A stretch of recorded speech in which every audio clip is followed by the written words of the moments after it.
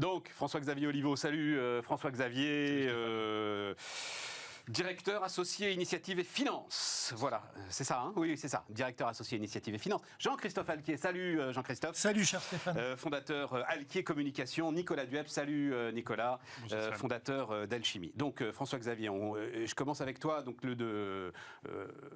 grand témoin du Figaro. Caramba. J'étais très fier. Samedi, tu étais le grand témoin du Figaro. Voilà. Comme je dois avoir été un des premiers à t'interviewer, pas très très loin. Hein, voilà. Absolument. Voilà, super. Et donc, la phrase clé, trêve de plaisanterie, parlons de choses sérieuses. J'ai du mal à voir cette guerre comme un nécessaire retour du tragique qui nous ramènerait à une ère de conflit. Elle semble au contraire plutôt être une anomalie abominable de l'histoire, la résurgence hideuse et anachronique d'un âge de rareté où l'enrichissement se faisait par la conquête.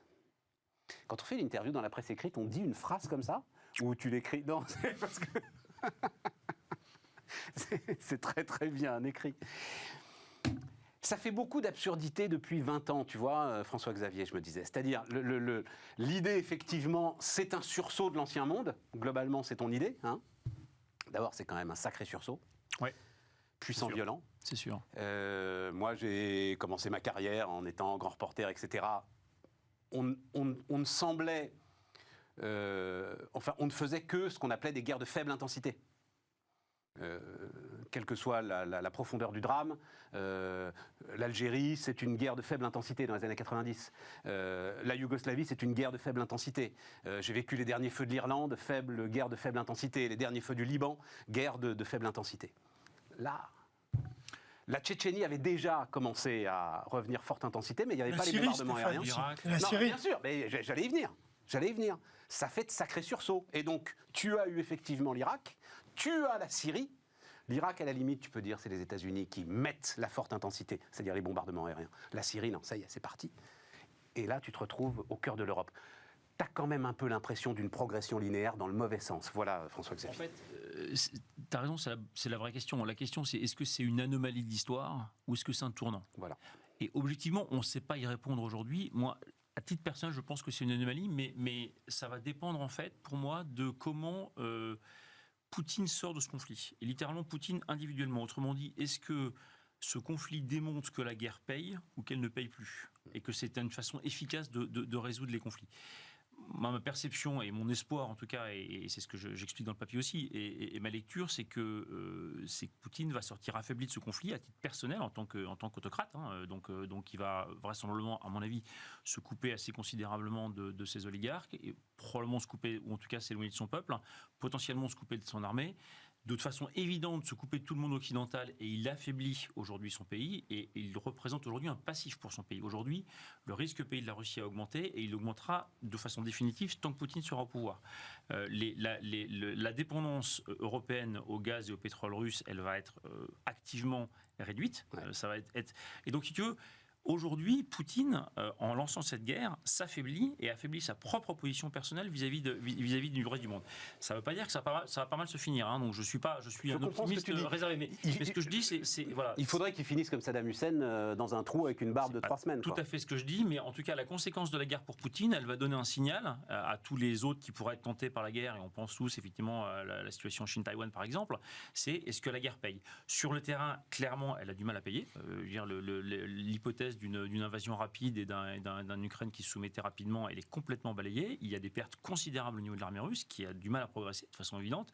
La prise de Kiev, je veux dire, le siège de Stalingrad, c'est 1 million de soldats. Hein. Et ils ont mis 8 mois à ne pas le prendre. Donc tu vois, la prise de Kiev avec les 100 000 soldats qui est autour, ça va être très compliqué. À ce propos, je me permets, mais rendre hommage à... C'est une consoeur d'ailleurs, hein, une jeune consoeur, spécialiste militaire. Son papier très long dans Le Monde d'hier, qui est sorti... je suis perdu avec Le Monde à chaque fois, enfin bref, Le Monde d'hier.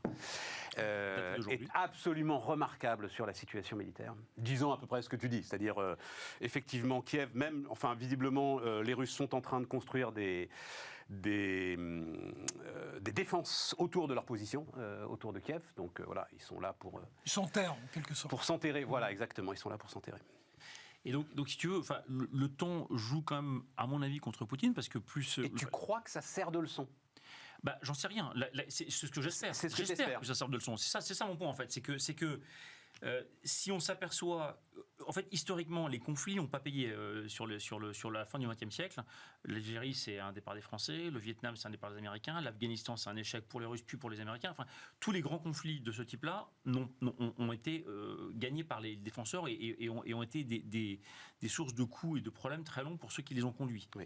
Et donc, ce que j'espère, c'est que ça se continue. C'est-à-dire que, dans cette logique-là, la vision que j'espère de ce conflit, c'est qu'il confirme qu'en fait, une guerre de conquête est quasiment impossible, que 200 000 soldats pour occuper 44 millions d'habitants, ça ne marche pas, et que quelque part, la conséquence d'avoir lancé ce conflit, ce soit un échec politique pour celui qui l'a déclenché.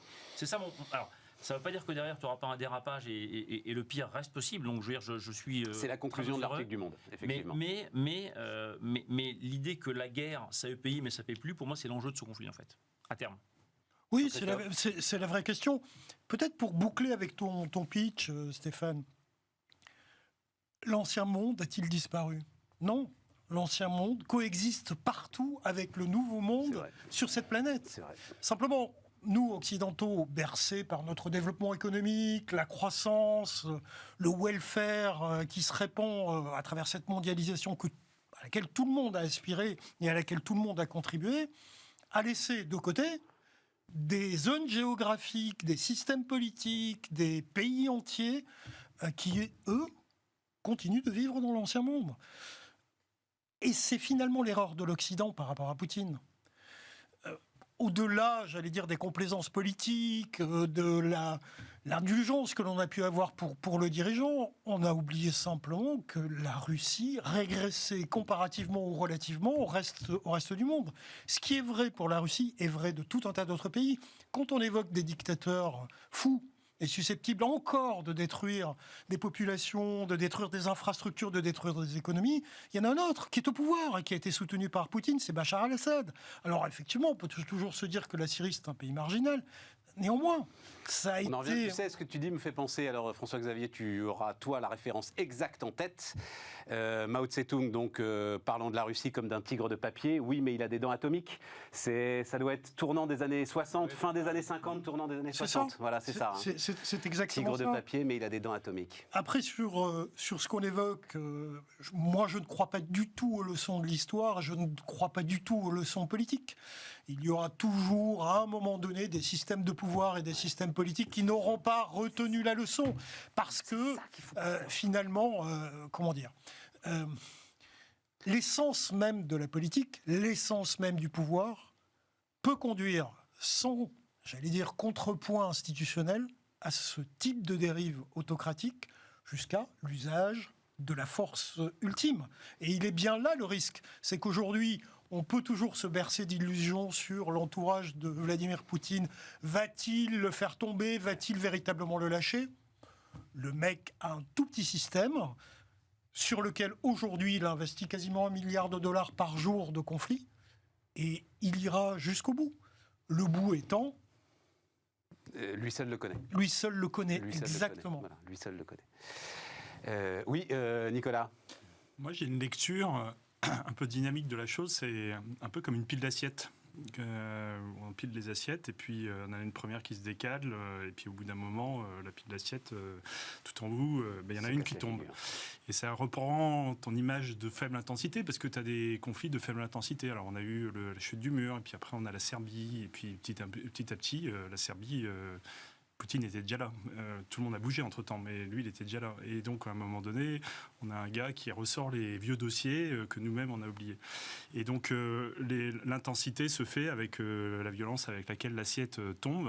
Et quand on regarde juste la photo, c'est sûr que c'est toujours un peu estomacant. Mais quand on regarde la dynamique de la pile de l'assiette, on comprend un peu les choses. Et je pense que là, on a un choc qui nous ramène dans l'histoire, la vraie histoire, celle qui est une succession de faits et qui rappelle les fondamentaux de la souveraineté. Quand on veut discuter, il faut maîtriser son énergie, il faut maîtriser son armée, il faut maîtriser son alimentation.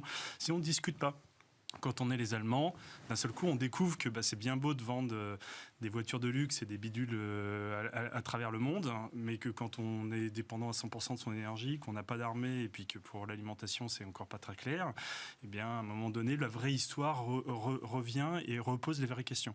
Donc moi je suis plutôt optimiste par rapport à ça. Une fois que tu as dit ça, tu es plutôt optimiste. Mais non, mais parce que c'est un peu, je dirais, avec un réflexe un peu de père de famille, quand on veut une famille avec des enfants qui s'entendent bien, etc., il faut poser un cadre, il faut revenir sur des valeurs et poser des vraies questions. Mais personne ne pose le cadre, c'est bien le problème, Nicolas. Alors, mais moi, ça ne m'empêche pas d'être optimiste en me disant qu'on a une chance de pouvoir ça fait 70 ans qu'on cherche un cadre sans le trouver. Eh ben, on avait quand même posé, à l'issue de la Deuxième Guerre mondiale, on a quand même posé un cadre avec l'OTAN, on a posé un cadre avec l'Union européenne, et qu'aujourd'hui, ce cadre-là, on l'a un peu oublié. C'est quoi la démarche de l'OTAN à la base? Et c'est quoi la mission aujourd'hui? Il faut peut-être un peu les réconcilier, quoi. Donc, en posant ça, je ne cherche pas à trouver des excuses à la Russie. Je dis juste que c'est une occasion pour nous de revenir sur nos fondamentaux, de redevenir forts. Oui, mais revenir sur les fondamentaux que tu décris, ça veut dire jeter aux oubliettes ces fameux dividendes de la paix. Ça veut dire qu'on revient sur une logique de, comme tu dis, l'OTAN était état de mort cérébrale, avait dit Emmanuel Macron. Voilà. Ah bah tout à coup, c'est l'heure du réarmement. Réarmement, quand on a fait un peu d'histoire, on sait ce que ça veut dire. Il y a sans doute une leçon qu'on a oubliée, et c'est là où je te rejoins sur les fondamentaux. La démocratie, ça se défend. Ça ne va pas de soi. Et ça peut même nous conduire à la défendre par la force. Pardon de cette évidence, mais à un moment donné, la démocratie n'est pas en given. Et l'ordre est le gage de la liberté. Donc si on ne met pas un minimum d'ordre, eh bien à un moment donné, on passe à autre chose et puis on est rappelé à la réalité. Moi, je voudrais quand même rappeler une chose il y a quand même une évolution très très positive depuis 70 ans de la paix et qui se mesure objectivement. Quand tu regardes le nombre de personnes qui sont tuées dans des conflits, qui sont tuées par la violence dans le monde rapporté à la population, c'est un chiffre qui ne fait que diminuer et dans des proportions considérables de plusieurs ordres de grandeur. Donc c'est division par 10, par 100, etc. depuis la fin de la guerre. Donc quand on dit qu'on n'a pas construit, c'est en fait on a construit. En fait on a énormément progressé. La violence a considérablement régressé. Ce qui rend cette guerre encore plus intolérable, Je voudrais voir les courbes sur 2019, 2020, 2021. Il y a un rebond dans les années 2010. Non, mais attends. Et donc, c'est ça la question. Est-ce que ce rebond est une anomalie ou un tournant ? On revient à la question. Tu vois quand même bien tout ce qui se dit, tout ce qui s'écrit depuis maintenant un mois, donc, puisque ça fait un mois, mais replonge dans quasiment le climat des années 60. De même que tu as eu dans les années 80 un réarmement et une tension géopolitique entre l'URSS à l'époque de Brejnev et les États-Unis de Reagan, où il y a eu une hausse de la tension. Alors c'était après Brejnev, mais oui, c'est ça. C'était après Brejnev. C'était Tchernenko et Andropov. Les euromissiles sont à l'est, les pacifistes sont à l'ouest. Exactement. Et donc 86. il y a eu quand même, dans les un peu avant, dans les années 80, voilà. 84, 85. En gros, regarde, donc entre 80 et 88, il y a eu un sursaut de tension considérable, et il y en aura certainement un. La question, c'est est-ce que c'est un sursaut ou est-ce que c'est une inversion? Moi, je pense que c'est un sursaut, mais effectivement, on est incapable de le dire. Et je pense que c'est un sursaut parce que ce qu'on a aussi démontré, c'est la puissance du modèle démocratique. C'est-à-dire que ce qui est absolument fascinant, c'est qu'on avait vécu pendant le Covid un exemple de décroissance, c'était pas très sympa, et là, on vit un exemple de démondialisation. C'est-à-dire qu'on coupe la Russie. Tiens, les chiffres là, attends, juste, on reprend notre discussion, mais les chiffres que donnaient les Échos ce matin sont très spectaculaires. Il faut que je retrouve ça. Donc, je crois que c'est l'université d'Yale qui a fait. Voilà. Les Échos parlent d'expérience de démondialisation à vitesse accélérée. Je trouve ça remarquable. Université d'Yale. Sur les 430 principales firmes et marques multinationales implantées en Russie, seulement un quart y est encore actif et à peine 24 n'ont pas réduit la voilure. Donc continue, seuls 24 des 430 principales firmes multinationales installées en Russie continuent business as usual. Qu'est-ce que ça veut dire, ça ? Ça montre la puissance et la vertu de la mondialisation. Je crois exactement le contraire, en fait. Mais non, au contraire, ça te montre en réalité... Ça n'arrête pas la guerre, François-Xavier, rien. Mais encore une fois, attends, t'es jamais à l'abri d'un accident de l'histoire. Et la question, c'est est-ce que c'est un accident de l'histoire ou un tournant, encore une fois.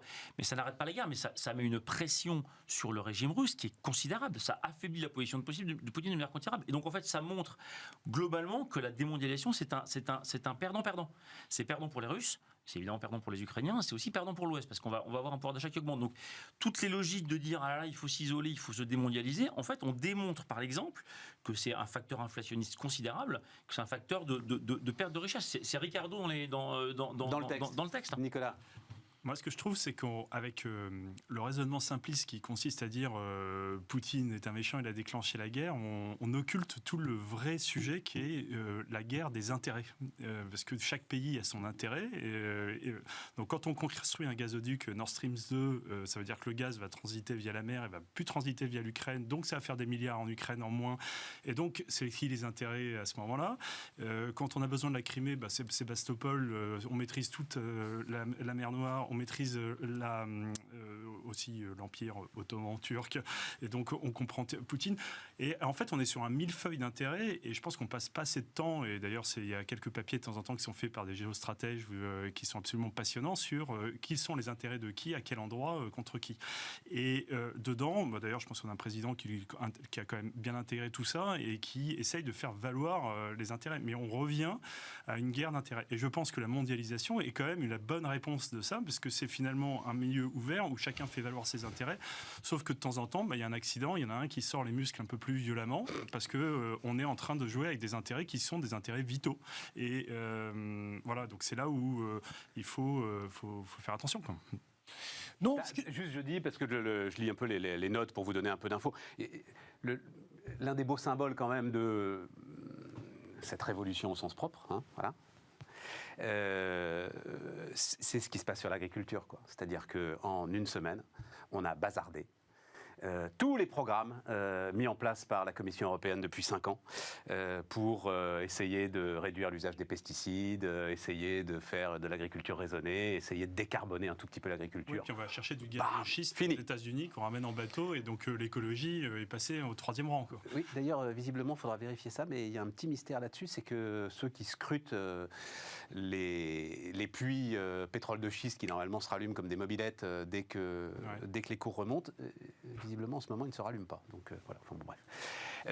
Oui, Non, mais tu as raison de citer l'agriculture, et là aussi pour rebondir sur ce qu'il vient cette idée de retour en arrière, oui, que je ressens assez profondément. Alors, tu peux le lire comme un retour en arrière, ou le lire comme effectivement un rappel des fondamentaux. L'agriculture étant l'un de ces fondamentaux. Moi, ce qui m'intéresse par rapport à l'économie, la démondialisation, oui, mais pas l'agriculture intensive à coups de pesticides, tu vois, c'est ça le sujet. Oui, voilà. On est d'accord. Et normalement, la mondialisation des marchés, la croissance des échanges et la montée en gamme de l'ensemble du monde devaient petit à petit te prémunir de cette agriculture intensive à coups de pesticides. Oui, c'est ça. Et c'est toute la thématique de la démondialisation dont on parlait tout à l'heure. Moi, ce que je trouve assez intéressant dans cette affaire, pour en venir peut-être aux entreprises, et notamment aux grandes entreprises présentes en Russie, et plus particulièrement... L'une d'entre elles que tu connais particulièrement bien ? Oh, j'en connais 2 ou 3. Hein. Tu sais, j'ai travaillé pour Total, j'ai travaillé pour Société Générale, donc voilà, pour Renault. Donc j'ai vu ces groupes s'installer en Moi Russie. aussi. On les a vus, on les a regardés ensemble. On les a regardés ensemble, effectivement.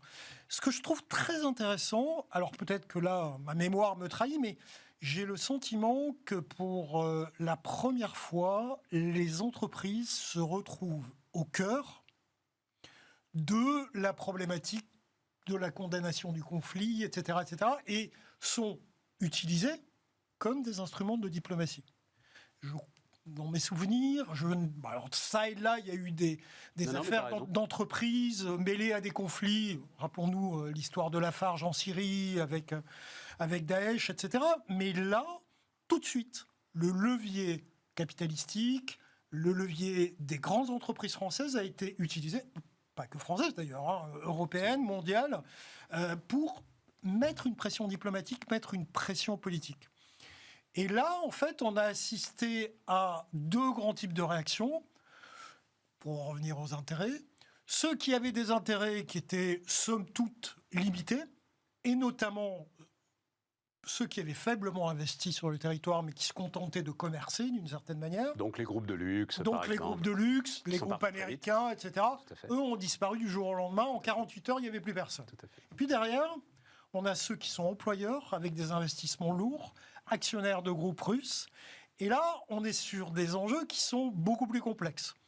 Alors, ce que j'ai observé, que ce soit chez Renault, que ce soit avec Pouyanné chez Total, ou que ce soit aujourd'hui avec Frédéric Oudéa et Rosbank, c'est que, en termes de communication et en termes de positionnement, le discours est totalement illisible.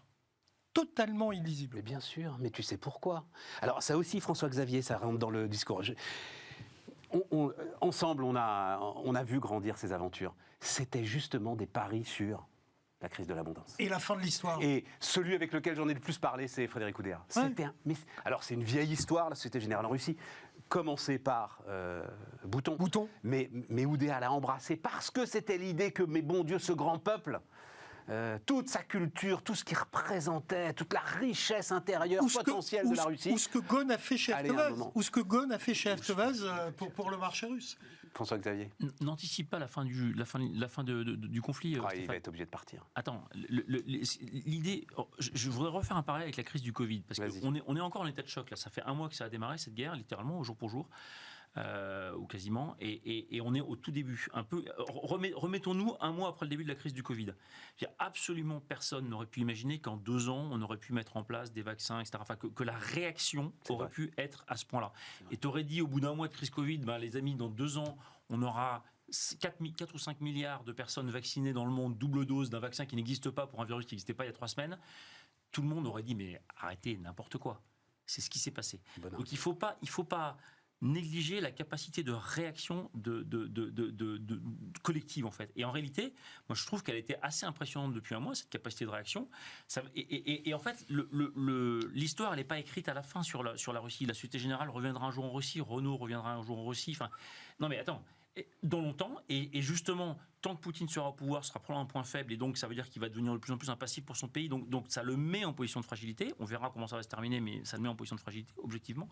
Et donc, cette crise-là, c'est une crise, elle sera surmontée un jour. Je ne sais pas comment elle va se terminer, et encore une fois, il faut être super prudent, mais mais ton image de vaccin est effectivement pertinente. Sauf que la science ne peut pas faire grand-chose à un conflit. Non, mais c'est pas la science. Non, je plaisante. C'est l'économie. Mais c'est l'économie. Je l'ai dit ici, vous l'avez tous vécu, je ne sais pas comment vous avez pris votre première dose de vaccin, mais il se trouve que moi, dans ma commune de banlieue, c'était organisé, mais de manière impeccable, incroyable, et j'ai été fier de mon pays, et ça s'est monté comme ça. Même expérience. Mais incroyable. Donc tu as raison. Et en fait, l'économie va réagir comme ça va accélérer la transition environnementale, ça va accélérer la prise d'indépendance du gaz russe et des hydrocarbures, ça va accélérer les procédures de validation de centrales photovoltaïques au sol qui traînaillent un peu, et maintenant faire de l'obstruction sur un projet photovoltaïque, ça va être quasiment de la collaboration avec la Russie. Enfin, non mais attends, c'est ça qui va se passer. Et ça va faire qu'on va travailler sur l'indépendance énergétique. Enfin, il va se passer une réaction ultra positive.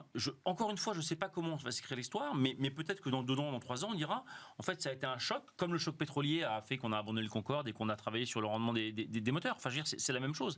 Et donc, tu as la capacité, je pense qu'il ne faut pas...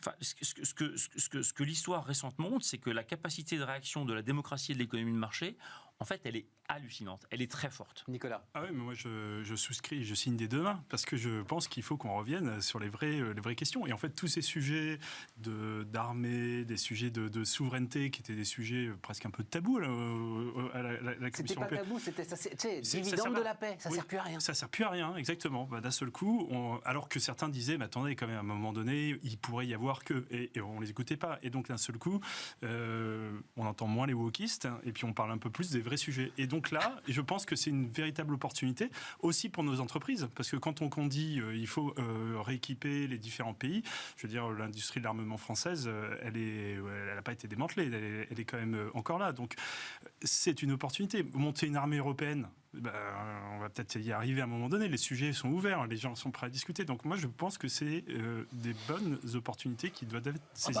Moi, j'en suis... Attends, François-Xavier, Jean-Christophe. Question quand même précise, justement.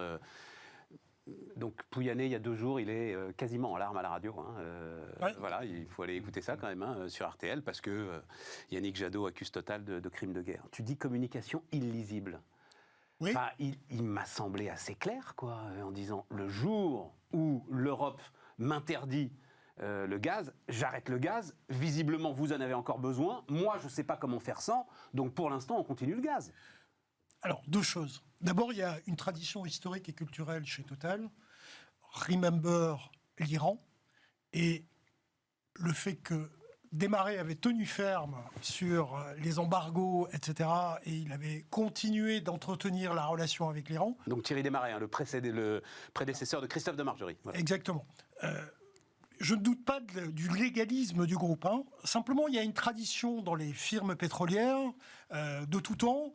Malheureusement, qui est de dire quoi? La tradition, c'est quoi? La tradition, qui consiste à dire, si la carte des ressources naturelles collait parfaitement avec, la carte de la démocratie mondiale, on n'aurait pas produit beaucoup d'énergie au service du développement de l'Ouest du monde. On reste à tout prix et on les emmerde. La tradition, c'est on va jusqu'au bout, on va le plus loin possible, et au moment où véritablement la sanction nous tombe sur la tête, on arrête. D'accord. Donc il faut que tu aies quand même en tête ce background culturel, historique, chez Total, mais c'est valable dans tous les groupes énergétiques mondiaux, on va le dire comme ça. Deuxièmement, moi je la trouve assez lisible dans la mesure où, d'une certaine façon, tout s'est fait par reculades successives. Il a quand même mis du temps à prendre les positions qu'il a prises sur RTL l'autre jour. Ils ont mis du temps à décider sur les hydrocarbures, mais restent sur le gaz. Après, que les contraintes économiques, financières du groupe soient bien réelles. Pas du groupe, de l'Allemagne, de l'Europe. De l'Allemagne, de l'Europe, bien évidemment. Les nôtres. Bien évidemment. Mais moi, j'aurais aimé l'entendre dire, plutôt que je ne sais pas faire, parce que c'est ce qu'il a dit à 3 reprises dans cette interview, je me mets aux côtés du gouvernement français et du reste de l'Europe pour travailler immédiatement à l'identification de sources d'approvisionnement alternatives. Il ne l'a pas dit. Pourquoi ? Parce qu'évidemment, c'est compliqué. Parce qu'évidemment, il va falloir à un moment... Il a résumé son idée, c'est que s'il quitte la Russie, il abandonne tous ses actifs aux mains des Russes. Pour pas un rouble. Ou des Chinois. Ou des Chinois pour pas un rouble. Donc voilà, on est sur ces sujets-là. Compliqué, hein. Allez, tiens, c'est parfait pour marquer une pause et on revient dans un instant.